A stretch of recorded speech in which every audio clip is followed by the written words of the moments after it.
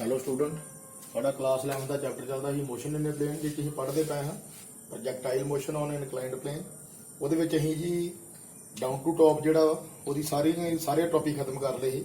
ਉਹਦੀ maximum height, time of flight, ਔਰ ਉਸ ਤੋਂ ਬਾਅਦ ਲਾਸਟ ਤੇ ਰੇਂਜ ਹੀ ਜੀ, ਔਰ ਉਹਦੇ ਨਾਲ ਉਹ ਸਾਰਾ ਫੁੱਲੀ ਟੌਪਿਕ ਖਤਮ ਹੋ ਗਿਆ ਸੀ।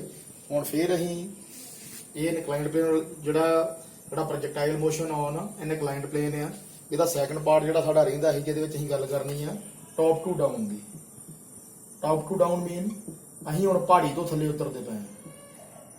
ਪਹਿਲਾਂ ਅਸੀਂ ਪਹਿਲਾਂ ਪਹਾੜੀ ਦੇ ਉੱਪਰ ਚੜ੍ਹਦੇ ਪਏ ਹਾਂ, ਅਸੀਂ ਪਲੇਨ ਸਰਫੇਸ ਦੇ ਉੱਤੋਂ ਹਿੱਲ ਦੇ ਉੱਤੇ ਚੜ੍ਹਦੇ ਪਏ ਹਾਂ ਜਾਂ ਪਹਾੜੀ ਤੇ ਚੜ੍ਹਦੇ ਪਏ ਹਾਂ। ਬਟ ਹੁਣ ਕੀ ਹੈ ਜੀ, ਹੁਣ ਟੌਪ ਟੂ ਡਾਊਨ ਮੀਨ ਪਹਾੜੀ ਤੋਂ ਨੀਚੇ ਨੂੰ ਉਤਰਦੇ ਪਏ ਹਾਂ, ਪਹਾੜੀ ਤੋਂ ਪਲੇਨ ਸਰਫੇਸ ਦੇ ਵੱਲ ਨੂੰ ਆਉਂਦੇ ਪਏ ਹਾਂ। ਸੋ ਇਹ ਸਾਡਾ ਇਹਦੇ ਵਿੱਚ ਕੇਸ ਹੈ ਜੀ। ਸੋ ਇਹਦੇ ਵਾਸਤੇ ਪਹਿਲਾਂ ਮੈਂ ਡਾਇਗਰਾਮ ਹੀ ਕ੍ਰੀਏਟ ਕਰਦਾ ਜੀ। ਸੋ ਡਾਇਗਰਾਮ ਆਪਾਂ ਕ੍ਰੀਏਟ ਕਰ ਲੈਂਦੇ ਹਾਂ ਜੀ ਇੱਥੇ। ਉਹ ਡਾਇਗਰਾਮ ਤੋਂ ਬਿਨਾਂ ਸਾਡਾ ਕੰਮ ਨਹੀਂ ਚੱਲਣਾ, ਔਰ ਡਾਇਗਰਾਮ ਤੁਹਾਨੂੰ ਹੀ ਬਣਾਉਣੀ ਆਉਣੀ ਚਾਹੀਦੀ ਹੈ ਜੀ। ਸੋ ਉਹਦੇ ਵਾਸਤੇ ਵੇਖੋ ਜੀ, ਇਹ ਥੀਟਾ ਐਂਗਲ ਦੇ ਉੱਤੇ ਮੈਂ ਲਾਈਨ ਲਗਾ ਲਈ ਹੈ। ਸੋ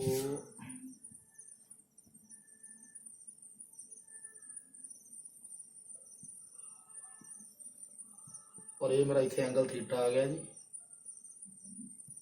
और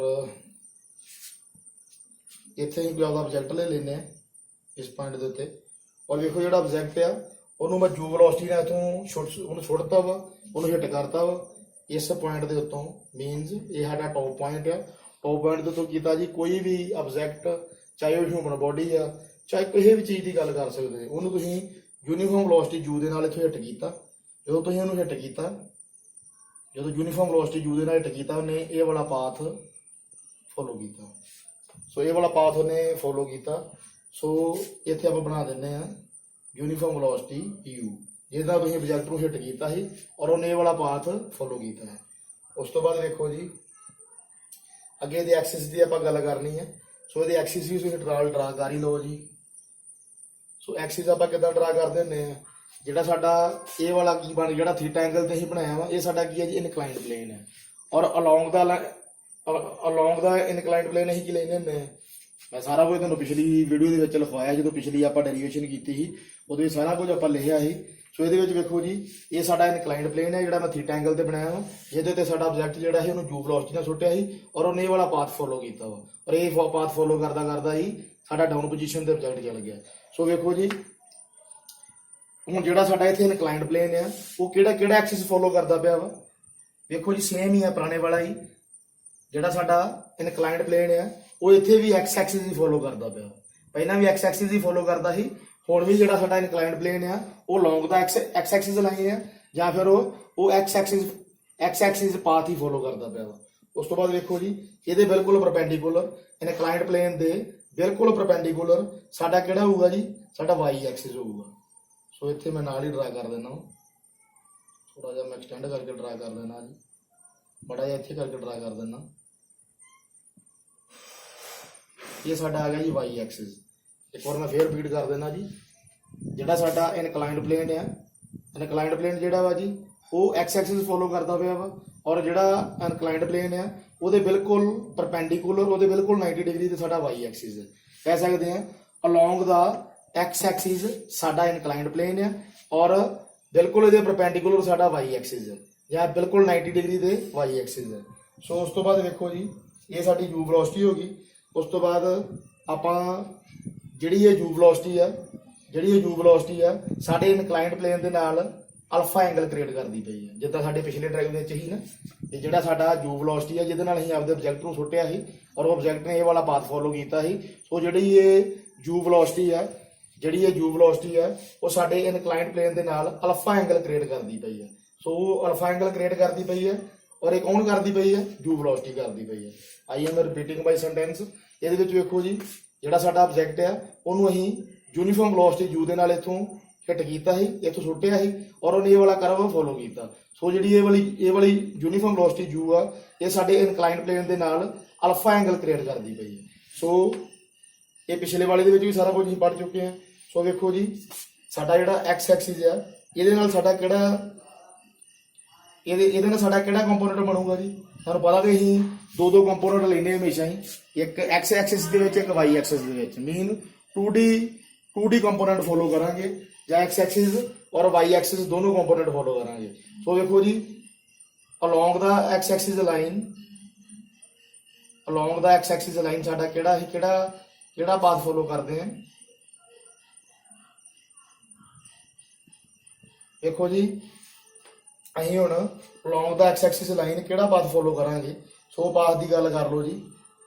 ਸੋ ਵੇਖੋ ਜੀ, ਇੱਥੇ ਜਿਹੜਾ ਸਾਡਾ ਪਾਥ ਬਣਨਾ ਵਾ ਉਹ ਸਾਡਾ ਬਣਨਾ ਜੀ u cos alpha।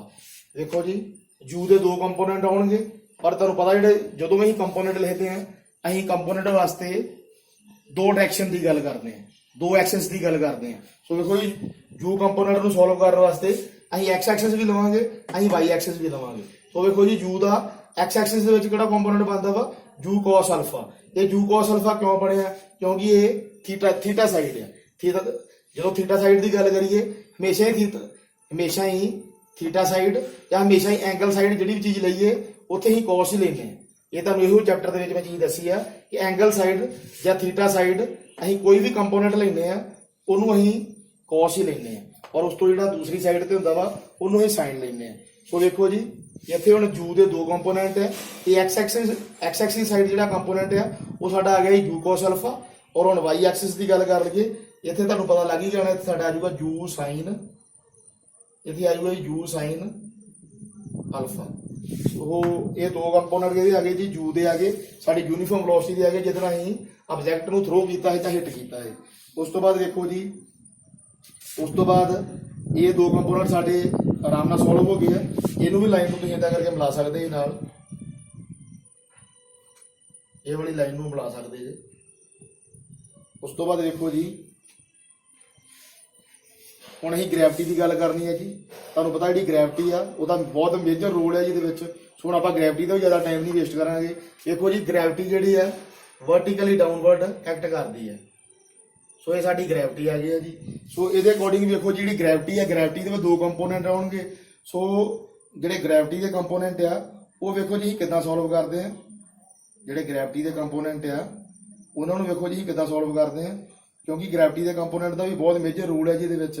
ਸੋ ਗ੍ਰੈਵਿਟੀ ਦੇ ਕੰਪੋਨੈਂਟ ਵੇਖ ਲਓ ਜੀ, ਇਹ ਸਾਡੀ ਵਰਟੀਕਲੀ ਡਾਊਨਵਰਡ ਗ੍ਰੈਵਿਟੀ ਪੈਂਦੀ ਪਈ ਹੈ। ਸੋ ਵੇਖੋ ਜੀ, ਗ੍ਰੈਵਿਟੀ ਨੂੰ ਸੋਲਵ ਕਰਨ ਵਾਸਤੇ ਵੀ ਅਸੀਂ ਦੋ ਕੰਪੋਨੈਂਟ ਲਵਾਂਗੇ, ਔਰ ਉਹ ਕਿਹੜੇ ਐਕਸਿਸ ਤੇ ਲਵਾਂਗੇ ਜੀ।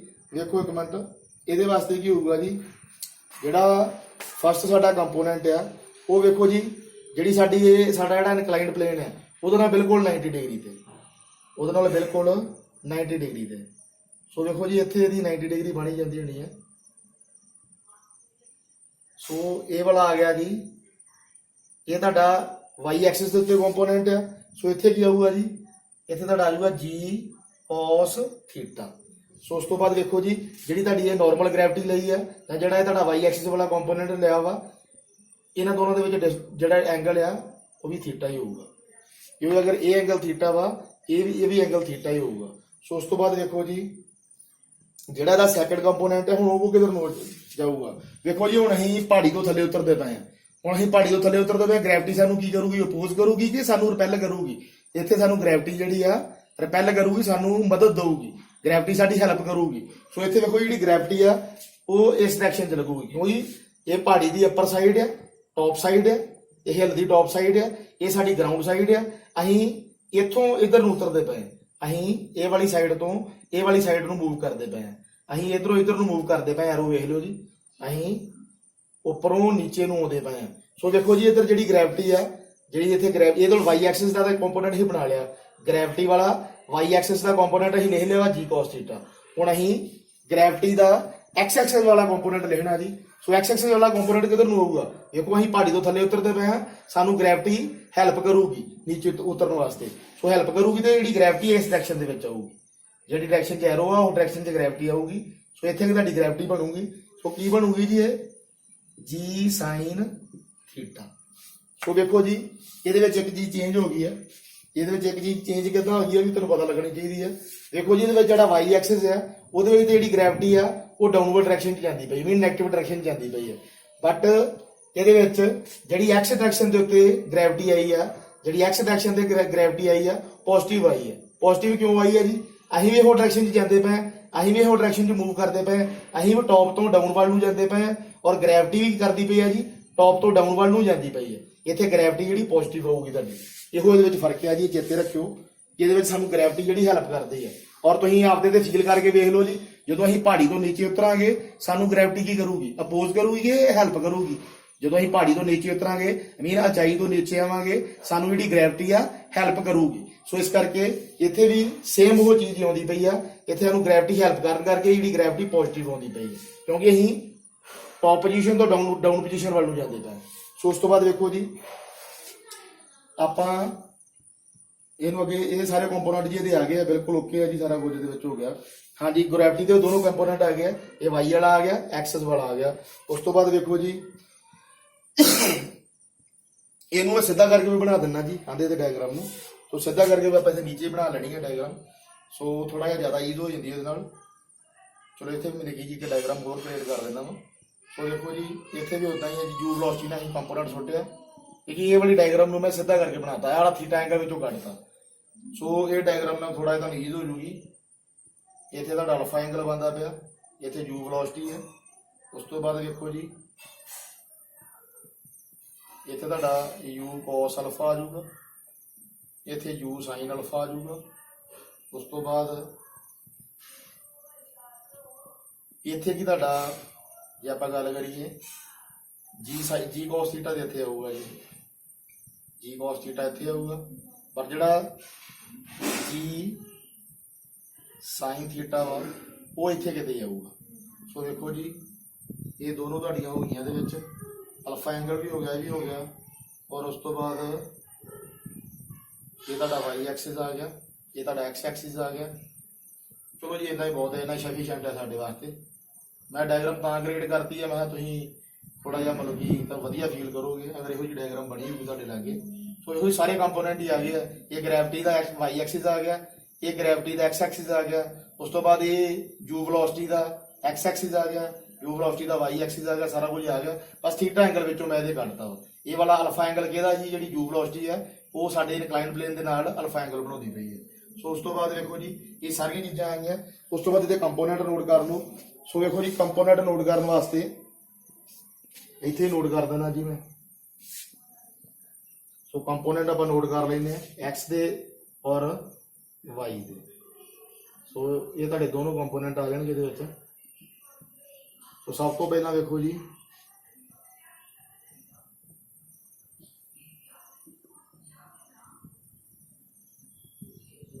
ਸੋ ਵੇਖੋ ਜੀ, ਐਕਸ ਔਰ ਵਾਈ ਦੇ ਕੰਪੋਨੈਂਟ ਵੇਖ ਲਿਓ। ਇਹਦੇ ਵਿੱਚ ਵੇਖੋ ਜੀ, ਯੂ ਐਕਸ ਲਿਖਣਾ ਵਾ ਜੀ ਔਰ ਨਾਲ ਏ ਐਕਸ ਲਿਖਣਾ ਵਾ, ਔਰ ਇੱਧਰ ਵੀ ਯੂ ਵਾਈ ਔਰ ਏ ਵਾਈ ਲਿਖਣਾ ਵਾ। ਸੋ ਵੇਖੋ ਜੀ, ਜੋ ਯੂਨੀਫਾਰਮ ਵੈਲੋਸਿਟੀ ਇਨ ਐਕਸ ਡਾਇਰੈਕਸ਼ਨ ਕੀ ਹੈ ਜੀ? ਸੋ ਐਕਸ ਡਾਇਰੈਕਸ਼ਨ ਦੇ ਵਿੱਚ ਚੈੱਕ ਕਰੋ ਜੀ, ਮੜੀ ਕਿੰਨੀ ਹੈ। ਐਕਸ ਡਾਇਰੈਕਸ਼ਨ ਦੇ ਵਿੱਚ ਸਾਡੀ ਕੀ ਸੀ? ਯੂ ਕੋਸ ਅਲਫਾ ਹੈ। ਸੋ ਕਿਹੜੀ ਇਹ ਹੈਗੀ ਆ? ਪੋਜ਼ਿਟਿਵ ਹੀ ਹੈ ਜੀ। ਸੋ ਇਹ ਇਸ ਕਰਕੇ ਕੀ ਆ ਜੂਗੀ ਤੁਹਾਡੀ ਯੂ ਕੋਸ ਅਲਫਾ। ਸੋ ਉਸ ਤੋਂ ਬਾਅਦ ਐਕਸਲਰੇਸ਼ਨ ਇਨ ਐਕਸ ਡਾਇਰੈਕਸ਼ਨ ਵੇਖੋ ਜੀ, ਐਕਸਲਰੇਸ਼ਨ ਕਾਹਦੇ ਕਰਕੇ ਹੁੰਦੀ ਜੀ? ਗ੍ਰੈਵਿਟੀ ਕਰਕੇ ਹੁੰਦੀ ਹੈ। ਐਕਸ ਡਾਇਰੈਕਸ਼ਨ ਦੇ ਵਿੱਚ ਵੇਖੋ ਜੀ ਕਿਹੜੀ ਆ? ਜੀ ਸਾਈਨ ਥੀਟਾ। ਹੁਣ ਇਹ ਪੋਜ਼ਿਟਿਵ ਆਊਗੀ ਜੀ, ਨੈਗੇਟਿਵ ਨਹੀਂ ਆਊਗੀ। ਇੱਥੇ ਵੇਖ ਲਓ, ਚੈੱਕ ਕਰ ਲਓ, ਮੈਂ ਇੱਥੇ ਉਹ ਬਣਾਤੀ ਆ। ਇੱਥੇ ਤੁਹਾਡੀ ਜਿਹੜੀ ਇਹ ਵਾਲੀ ਆਊਗੀ ਜੀ ਸਾਈਨ ਥੀਟਾ, ਇਹ ਤੁਹਾਡੀ ਪੋਜ਼ਿਟਿਵ ਆਊਗੀ ਜੀ ਇੱਥੇ। ਔਰ ਉਸ ਤੋਂ ਬਾਅਦ ਇਹਨਾਂ ਆਪਾਂ ਪਲੱਸ ਸਾਈਨ ਲੈ ਹੀ ਲਓ ਜੀ ਤੁਸੀਂ, ਇੱਥੇ ਮੈਂ ਲੈ ਹੀ ਦੇਣਾ ਇੱਥੇ ਪਲੱਸ ਸਾਈਨ, ਤੁਹਾਡਾ ਤੁਹਾਨੂੰ ਆਈਡੈਂਟੀਫਾਈ ਹੁੰਦਾ ਰਹੂਗਾ। ਪਲੱਸ ਜੀ ਸਾਈਨ ਥੀਟਾ। ਉਸ ਤੋਂ ਬਾਅਦ ਦੇਖੋ ਜੀ, ਹੁਣ ਵਾਈ ਡਾਇਰੈਕਸ਼ਨ 'ਚ ਵੇਖ ਲਓ, uniform velocity in Y direction U sine alpha ਵਾ। ਸੋ ਹੈਗੀ ਜੀ ਯੂ ਸਾਈਨ ਅਲਫਾ। ਔਰ ਐਕਸਲਰੇਸ਼ਨ ਇਨ ਵਾਈ ਡਾਇਰੈਕਸ਼ਨ ਪਤਾ ਹੀ ਲੱਗਦੀ ਪਈ ਹੈ ਤੁਹਾਨੂੰ, ਡਾਊਨਵਰਡ ਡਾਇਰੈਕਸ਼ਨ ਤੇ ਆ, ਔਰ ਮਾਈਨਸ ਜੀ ਕੋਸ ਥੀਟਾ ਆ ਜੀ। ਸੋ ਵੇਖੋ ਜੀ, ਉਸ ਤੋਂ ਬਾਅਦ ਇਹ ਤਾਂ ਆਪਾਂ ਜ਼ਿਆਦਾ ਟਾਈਮ ਨਹੀਂ ਵੇਸਟ ਕਰਨਾ ਜੀ ਇਹ ਡੈਰੀਵੇਸ਼ਨ ਦੇ ਵਿੱਚ। ਇਹਦੇ ਵਿੱਚ ਵੇਖੋ ਜੀ, ਇਹਦੇ ਵਾਸਤੇ ਸਿੰਪਲ ਜੀ ਗੱਲ ਆ, ਇਹਦੇ ਵਾਸਤੇ ਅਸੀਂ ਹੁਣ ਕੱਢਣਾ ਜੀ ਟਾਈਮ ਆਫ ਫਲਾਈਟ ਕੱਢਣਾ ਵਾ। ਸੋ ਵੇਖੋ ਜੀ, ਟਾਈਮ ਆਫ ਫਲਾਈਟ ਦੀ ਡੈਰੀਵੇਸ਼ਨ ਕਰਨ ਦੀ ਲੋੜ ਨਹੀਂ ਪੈਣੀ ਇਹਦੇ ਵਿੱਚ, ਕਿਉਂਕਿ ਜਿਹੜੀ ਡੈਰੀਵੇਸ਼ਨ ਅਸੀਂ ਪਹਿਲਾਂ ਕੀਤੀ ਹੈ ਨਾ ਉਹਦੇ ਬਿਲਕੁਲ ਸਿਮਿਲਰ ਹੀ ਇਹਦਾ ਆਨਸਰ ਆ ਜਾਣਾ ਵਾ। ਸੋ ਆਪਾਂ ਪਹਿਲਾਂ ਲਿਖ ਲੈਂਦੇ ਇੱਥੇ ਟਾਈਮ ਆਫ ਫਲਾਈਟ, ਪਰ ਇਹਨੂੰ ਸੋਲਵ ਨਹੀਂ ਕਰਨ ਦੀ ਲੋੜ ਪੈਣੀ ਜੀ, क्यों नहीं लोड पैनी ਉਹਦਾ ਤੁਹਾਨੂੰ मैं कारण दस देना। टाइम ऑफ फ्लाइट ਅਸੀਂ टी ਨਾਲ ਡਿਨੋਟ ਕੀਤਾ ਸੀ, सो ਇੱਥੇ भी टी ਨਾਲ ਡਿਨੋਟ कर लो जी। ਇਹ ਕੇਸ ਦੇ ਵਿੱਚ देखो जी ਇਹਦੇ ਵਿੱਚ ਤੁਹਾਨੂੰ टाइम ऑफ फ्लाइट ਜਿਹੜਾ ਵਾ ਮੈਨੂੰ ਨਹੀਂ ਕੱਢਣ ਦੀ ਲੋੜ ਪੈਣੀ, पर ਜਦੋਂ ਤੁਸੀਂ ਆਪਦੀ ਕਾਪੀ ਤੇ ਨੋਟ ਕਰਨਾ ਨਾ बेशक ਉਹ ਡੈਰੀਵੇਸ਼ਨ ਨੋਟ ਕਰ ਲਿਓ ਜਿਹੜੀ ਤੁਹਾਨੂੰ ਡੈਰੀਵੇਸ਼ਨ ਮੈਂ ਪਿੱਛੇ ਕਰਵਾਈ ਹੈ। ਸੋ ਦੇਖੋ टाइम ऑफ फ्लाइट ਨੂੰ ਕਿਉਂ ਨਹੀਂ ਨੋਟ ਕਰਨਾ, ਕਿਉਂਕਿ ਜਿਹੜਾ टाइम ऑफ फ्लाइट ਆ ਉਹਨੂੰ ਮੈਂ ਕਿਹੜੇ ਐਕਸਿਸ 'ਚ ਸੋਲਵ ਕਰਦਾ ਨਾ ਵਾ, ਉਹਨੂੰ ਮੈਂ y ਐਕਸਿਸ 'ਚ ਸੋਲਵ ਕਰਦਾ ਨਾ। ਚੈੱਕ ਕਰ ਲਿਓ ਜੀ, ਉਹਦੇ ਵਿੱਚ ਇਹਨੂੰ ਮੈਂ y ਐਕਸਿਸ ਦੇ ਵਿੱਚ ਸੋਲਵ ਕੀਤਾ ਹੋਊਗਾ।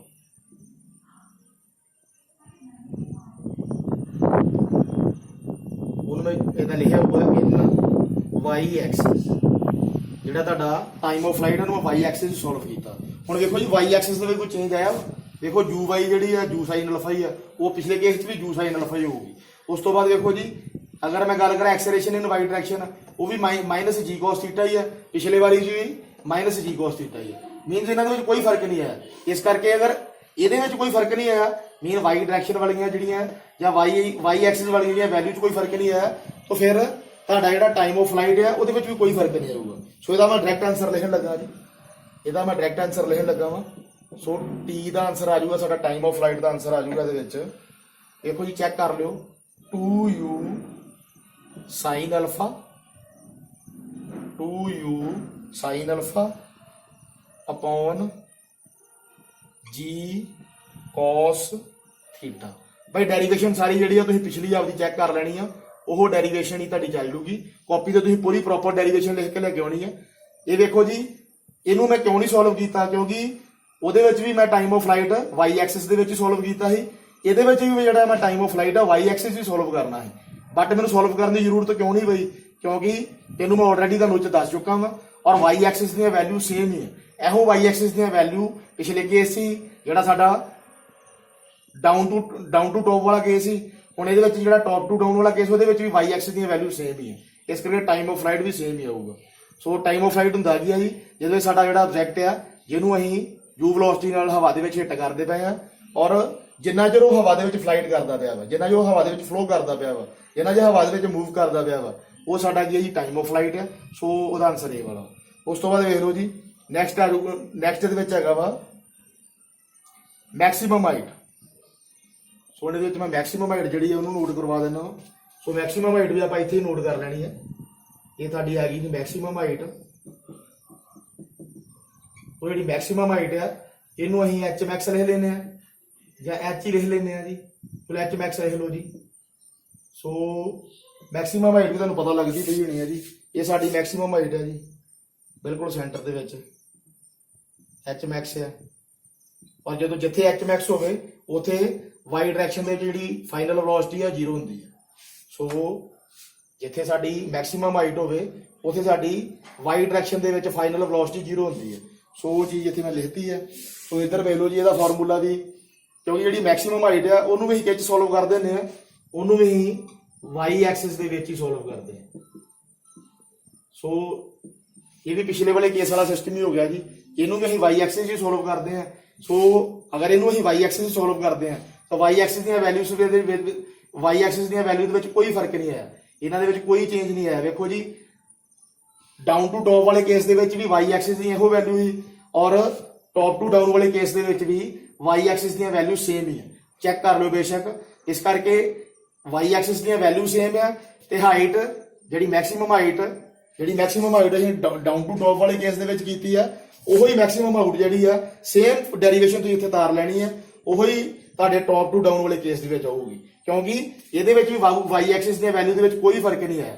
मीन जो वाई एक्सिस दी वैल्यू असीं पिछे करके आए हैं, मीनस डाउन टू टॉप वाले केस दे विच करके आए हैं, वो वाई एक्सिस दी वैल्यू इहदे विच आ, इहो वाई एक्सिस दी वैल्यू टॉप टू डाउन वाले केस दे विच है।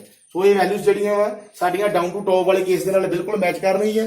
इस करके मैक्सिमम हाइट जिहड़ी असीं वाई एक्सिस सोल्व करनी है, वाई एक्सिस दी वैल्यूज दे विच कोई चेंज नहीं आया। इस करके डेरिवेशन जिहड़ी आ तुहाडी पिछे वाली चल जानी है, वो डेरिवेशन तुसीं आपदी कॉपी ते नोट कर लैनी है। मैं डायरेक्ट इहदा आंसर लिख देण लगा इत्थे। सो आंसर वेख लो जी ਇਹਦਾ ਕੀ ਆ ਜਾਊਗਾ, ਵੈਸੇ ਤੁਹਾਨੂੰ ਪਤਾ ਹੀ ਹੈ ਜੀ ਆਂਸਰ ਇਹਦਾ। ਸੋ ਐਚ ਮੈਕਸ ਦਾ ਆਂਸਰ ਕੀ ਆ ਜਾਊਗਾ ਜੀ, ਤੁਸੀਂ ਪ੍ਰੋਪਰ ਡੈਰੀਵੇਸ਼ਨ ਨੋਟ ਕਰਦੇ, ਮੈਂ ਸਿਰਫ ਰਿਲੇਸ਼ਨ ਹੀ ਨੋਟ ਕਰਤਾ ਜੀ ਇੱਥੇ। U square sine square alpha upon 2g cos theta.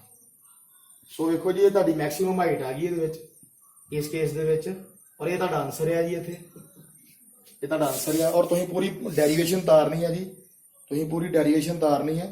ਜਦੋਂ ਤੁਸੀਂ ਇਹਨੂੰ ਆਪਦੀ ਕਾਪੀ ਤੇ ਨੋਟ ਕੀਤਾ, ਤੁਸੀਂ ਪੂਰੀ ਡੈਰੀਵੇਸ਼ਨ ਤਾਰਨੀ ਹੈ, ਤੁਸੀਂ ਇਹਨੂੰ ਅੱਧਾ ਨਹੀਂ ਤਾਰਨਾ, ਕਿਉਂਕਿ ਬਸ ਇਹਦੇ ਵਿੱਚ ਇਹੋ ਹੈ ਕਿ ਵਾਈ ਐਕਸਿਸ ਦੀਆਂ ਵੈਲਿਊ ਜਿਹੜੀਆਂ ਉਹਨਾਂ 'ਚ ਕੋਈ ਫਰਕ ਨਹੀਂ ਆਇਆ। ਉਹ ਪਿਛਲੇ ਕੇਸ 'ਚ ਵੀ ਵਾਈ ਐਕਸਿਸ ਦੀਆਂ ਵੈਲਿਊ ਸੇਮ ਹੀ, ਔਰ ਇਸ ਕੇਸ ਇਹ ਵਾਲੇ ਕੇਸ ਦੇ ਵਿੱਚ ਵੀ ਵਾਈ ਐਕਸਿਸ ਦੀਆਂ ਵੈਲਿਊ ਸੇਮ ਹੀ ਹੈ। ਸੋ ਇਸ ਕਰਕੇ ਅਸੀਂ ਮੈਕਸਿਮਮ ਹਾਈਟ ਔਰ ਜਿਹੜਾ ਟਾਈਮ ਆਫ ਫਲਾਈਟ ਆ ਉਹਨੂੰ ਹਮੇਸ਼ਾ ਵਾਈ ਐਕਸਿਸ ਹੀ ਸੋਲਵ ਕਰਦੇ ਆ। ਇਸ ਕਰਕੇ ਇਹਨਾਂ ਦੇ ਆਨਸਰ ਦੇ ਵਿੱਚ ਕੋਈ ਫਰਕ ਨਹੀਂ ਹੈ, ਡੈਰੀਵੇਸ਼ਨ ਸੇਮ ਦੇ ਰਹਿਣਗੀਆਂ। ਹੁਣ ਅੱਗੇ ਅਸੀਂ ਰੇਂਜ ਦੀ ਗੱਲ ਕਰਨੀ ਆ। ਰੇਂਜ ਦੇ ਵਿੱਚ ਇੱਕ ਲਿਟਲ ਬਿਟ ਡਿਫਰੈਂਸ ਆਉਣਾ ਵਾ। ਸੋ ਵੈਸੇ ਤਾਂ ਡਿਫਰੈਂਸ ਤੁਹਾਡੇ ਸਾਹਮਣੇ ਲਿਖਿਆ ਵਾ ਪਲੱਸ ਜੀ ਸਾਈਨ ਥੀਟਾ, ਔਰ ਅਸੀਂ ਉਹਨੂੰ ਐਕਸ ਐਕਸਿਸ 'ਚ ਸੋਲਵ ਕਰਨਾ ਵਾ। ਕਿਉਂ ਸੋਲਵ ਕਰਨਾ ਵਾ? ਕਿਉਂਕਿ ਜਿਹੜੀ ਸਾਡੀ ਰੇਂਜ ਹੁੰਦੀ ਆ ਉਹ ਹਮੇਸ਼ਾ ਐਕਸ ਐਕਸਿਸ ਦੇ ਵਿੱਚ ਹੀ ਹੁੰਦੀ ਆ, ਮੀਨਸ ਇਨਕਲਾਈਨਡ ਪਲੇਨ ਦੇ ਉੱਤੇ ਹੀ ਹੁੰਦੀ ਆ, ਜਾਂ ਐਕਸ ਡਾਇਰੈਕਸ਼ਨ ਦੇ ਵਿੱਚ ਡਿਸਪਲੇਸਮੈਂਟ ਹੁੰਦੀ ਆ। ਸੋ ਉਹਨੂੰ ਅਸੀਂ ਕਿ ਦੱਸਦੇ ਆ। ਸੋ ਉਹਦੇ ਨਾਲ ਮੈਂ ਇੱਕ ਵੀਡੀਓ ਮਾੜੀ ਚੇਂਜ ਕਰਨਾ। ਸੋ ਇਹ ਵਾਲੀ ਡੈਰੀਵੇਸ਼ਨ ਤੁਹਾਡੀ ਖਤਮ ਹੁੰਦੀ ਆ। Thank you.